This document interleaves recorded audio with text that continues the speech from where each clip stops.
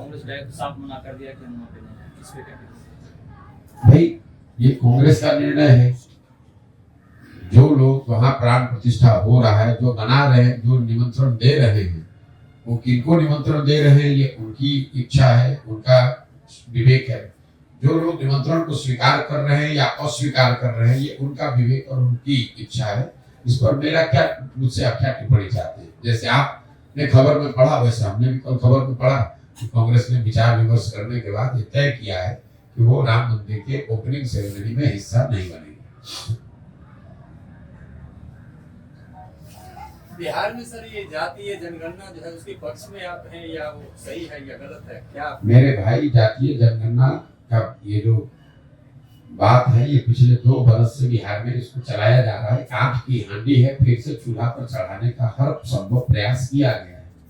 पहली बात तो आप ये समझिए कि कोई जातीय जनगणना हुई नहीं है। जनगणना और सर्वे में जमीन आसमान का फर्क है, क्योंकि जनगणना का एक वैधानिक अधिकार आधार है, सर्वे का कोई वैधानिक आधार नहीं है। जनगणना केंद्र सरकार का विषय है, राज्य सरकार जनगणना नहीं करा सकती है, राज्य सरकार ने सर्वे कराया है। अब अगर सर्वे की बात को ही ले लें तो जो सर्वे में किसी भी तरह के जो आप सर्वे करते हैं उसके जरिए अगर समाज की स्थिति के बारे में सरकार को या समाज को बेहतर समझ उनकी बनती है तो उसका स्वागत होना चाहिए, उसमें कोई दिक्कत नहीं है। लेकिन सिर्फ जानकारी इकट्ठा हो जाने मात्र से समाज का, लोगों का भला होना होता। तो सबको मालूम है कि बिहार देश का सबसे गरीब राज्य है, आप उसको क्यों नहीं सुधार पा रहे हैं? सबको मालूम है कि जो अपने दलित और पिछड़े समाज के लोग हैं वो आर्थिक सामाजिक नजरिए से पीछे छूटे हुए हैं, उनको कोई क्यों नहीं सुधार पा रहा है? तो सर्वे में जो और सबसे बड़ी बात, जो सर्वे में जानकारी निकल के आई वो क्या दिखाती है कि पिछले 30-35 सालों में समाज के जिन पिछड़े और वंचित समाज की चर्चा करके, जिनके नाम पर राजनीति करके जो लोग सत्ता में बैठे हैं, उनके 30-35 साल के शासनकाल में भी उन समाज के लोगों का कोई भला नहीं हुआ है। ये तो लोगों की मूर्खता है, ये जमीन का कीचड़ उठाकर अपने मुंह में लगाने वाली बात है। मान लीजिए कि ये कहा जा रहा है कि समाज का एक बहुत बड़ा वर्ग, दलित समाज का, मुस्लिम समाज का, पिछड़े समाज का, उसको प्रतिनिधित्व नहीं मिला, उसकी हकमारी हुई है। तो अगर उसकी हकमारी हुई है, उसको प्रतिनिधित्व नहीं मिला, तो ये इसके लिए दोषी कौन है? इसके लिए दोषी वो है जो पिछले 30-35 साल से सत्ता में है। और पिछले 30-35 सालों से बिहार में जो भी आदमी सत्ता में है, लालू यादव और नीतीश कुमार। तो अगर गरीबों का, वंचितों का, पिछड़ों का, मुसलमानों का शोषण हुआ है तो इन्हीं लोगों के द्वारा हुआ है। आप मुझे बताइए कि आरजेडी और जदयू, उनका पार्टी का नेतृत्व वो खड़ा होकर क्यों नहीं बताता है कि कितने अति पिछड़ों को उन्होंने टिकट दिया है, कितने अति पिछड़ों को, मुसलमानों को, दलितों को उन्होंने सांसद विधायक बनाया है। बिहार सरकार अभी जो चल रही है, इसका इस वित्तीय वर्ष का बजट है 2,46,000 करोड़ और 60%, 2,46,000 करोड़ का करीब 60% जो विकास का बजट है वो विभाग सिर्फ 2 ही आदमी के पास है, वो नीतीश कुमार है और तेजस्वी यादव है। तो अगर आप सरकार में हैं और आपको दलितों की, पिछड़ों की, मुसलमानों की इतनी ही चिंता है तो आप अपने चुने हुए विधायकों में से इनको मंत्री परिषद में जगह क्यों नहीं देते हैं? इस सरकार को कौन रोक रहा है कि किसी मुस्लिम समाज के किसी भाई को आप गृह मंत्री बना दीजिए, किसी दलित समाज के नेता को आप पथ निर्माण मंत्री बना दीजिए, किसी अति पिछड़ा समाज के लोग को आप स्वास्थ्य मंत्री, शिक्षा मंत्री बना दीजिए। वो तो सारे विभाग पर बैठे हुए हैं तेजस्वी यादव और नीतीश कुमार और बात कर रहे हैं कि इनकी हकमारी हो गई।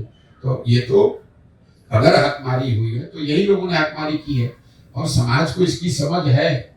ये बार बार काठ की हांडी दोबारा चढ़ने वाली नहीं है। सर्वे हुआ, इन लोगों ने उसको भुनाने की कोशिश की, समाज में उसका कोई असर नहीं देख रहे, लोग भूल गए।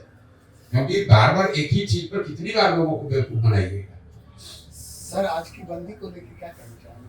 कौन सा बंदी? जो गाड़ी चलना बंद है। अब गाड़ी का हमको एक्सपर्ट तो है नहीं, हम लोग की यात्रा भी रुकी, उसी चक्कर में आज हमको चलना था। ये रोड पर जो तोड़ फोड़, गाड़ी रोक टोक हो रही है, तो केंद्र सरकार का पहले 2 तारीख को भी एक हड़ताल हुआ था, तो फिर खबर आई कि समझौता हो गया है। आज किसी दूसरे ड्राइवर के संघ ने शायद स्ट्राइक की बात करी है, उसकी वजह से रोड पर गाड़ियों को चलने में दिक्कत हो रही। इसीलिए हम लोग भी आज मुझे यहाँ से निकलना था, इसीलिए आज हम भी यहाँ रुके हुए।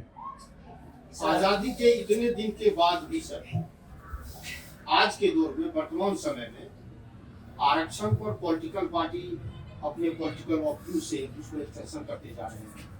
वर्तमान परिवेश में प्रशांत जिसको किसको करते हैं, देखिए आरक्षण कहाँ ये तक आज के समाज में आपने जो बात कही कि पॉलिटिकल पार्टी इसको बढ़ाते जा रहे हैं, ये जो संविधान में प्रावधान किया गया है उसका सही आकलन नहीं है।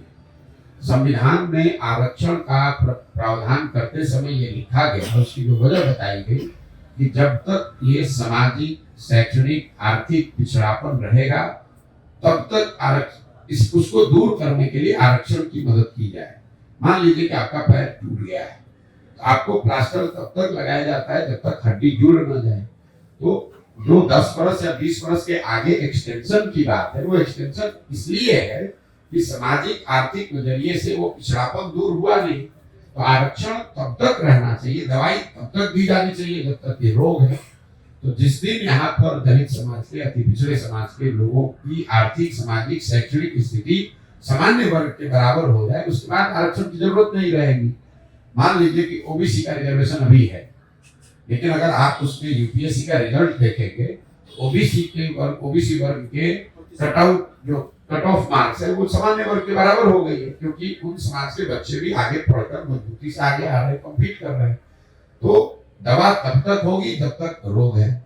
तो ये कहना कि पॉलिटिकल पार्टी जिसको बढ़ा रही है वो सही इंटरप्रिटेशन नहीं है।